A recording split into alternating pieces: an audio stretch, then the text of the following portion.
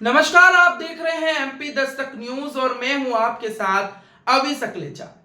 आइए रुक करते हैं इंदौर की बड़ी खबर पर। इंदौर में हुए गैंगरेप के मामले में विपक्ष ने हमला बोला है। आपको बता दें, महिला अत्याचार के विरोध में महिला कांग्रेस के प्रदेश अध्यक्ष विभा पटेल के नेतृत्व में महिला कांग्रेस सरकार के खिलाफ धरना प्रदर्शन करेगी। महू की घटना पर जीतू पटवारी ने अपना बयान देते हुए कहा कि महू की घटना के पीछे बीजेपी के कार्यकर्ता और रिश्तेदारों के नाम आए हैं। ये क्या मैसेज है? उन्होंने आगे कहा कि बीजेपी के लोग ही अनाचार, अत्याचार, बलात्कार के पीछे क्यों होते हैं। जीतू ने आरोप लगाया कि बीजेपी को कानून की खुली छूट मिली हुई है, इस पे लगाम कसना जरूरी है। जब सस्ता होता है तो आप किसानों को दुत्कारते हो और महंगा हो जाता है तो बाहर से आयात कर लेते हो। आखिर लहसुन फेंकना पड़ता है जब सरकार क्यों नहीं जागती है, और लहसुन थोड़ा महंगा हुआ तो आयात कर लेती है। ये सरकार का दोगलापन है या नहीं है?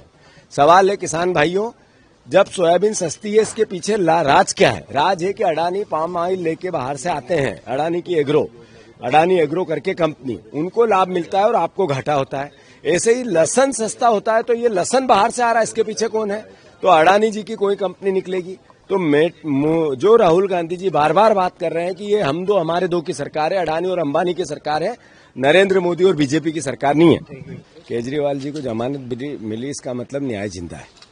सर, आज आप बड़ा प्रदर्शन करने जा रहे हैं। ऐसा है कि शिवराज सिंह जी ने 20 लाख बार एक बात कही है कि मैं किसानों को आय दुगनी करूंगा। जब वो मुख्यमंत्री थे, अब देश के कृषि मंत्री हैं, लाभ का धंधा बनाऊंगा, 3100 धान के दाम और 2900 गेहूं के दाम दूंगा। अभी 6000 रुपए की किसान मांग कर रहे हैं, 4800 रुपए का झुंझुना देने की कोशिश कर रहे हैं सोयाबीन को लेके। मतलब कुल मिला के किसानों के साथ जितना अन्याय और अत्याचार शिवराज सिंह और बीजेपी ने किया, किसी ने नहीं किया। कांग्रेस पार्टी की डिमांड है, आपने जो रामायण और गीता जैसे वचन पत्र में 3100 और 2900 धान और गेहूं की बात की थी, उस पर 9 महीने में एक शब्द भी क्यों नहीं बोला आपने? और 6000 रुपए सोयाबीन के भाव क्यों नहीं मिलना चाहिए?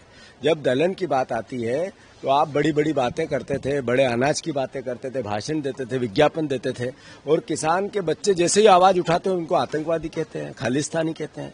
वो एमएसपी पे कानून की बात हुई थी, आज तक एक शब्द भी नहीं बोले। शिवराज जी यहाँ के वोट से वहां चले गए, देश के कृषि मंत्री बन के यहाँ झूठ बोले, अब वहां झूठ बोल रहे देश से। तो हम देश के सामने इनका चेहरा बता रहे हैं, बीजेपी का चेहरा बता रहे हैं, मोहन यादव का चेहरा बता रहे हैं। ऐसा है कि महू की घटना, जो सामने आए लोग बलात्कारी जिन्होंने लूट की थी, वो बीजेपी से जुड़े हुए लोग आए। बीजेपी के रामकरण भामर, उनके रिश्तेदार भी उसमें शामिल है, जो बीजेपी के एक दिन पहले जिला पंचायत अध्यक्ष भी रहे। तो मैसेज क्या है? मैसेज ये है कि बीजेपी के लोग ही क्यों पीछे होते हैं? अनाचार, अत्याचार, महिलाओं के बलात्कार, क्या कारण है कि जहां भी दलितों पे अत्याचार होते हैं बीजेपी के लोग आते हैं? यानी कानून की खुली छूट बीजेपी के कार्यकर्ताओं को मिली है। मोहन भैया, लगाम कसो।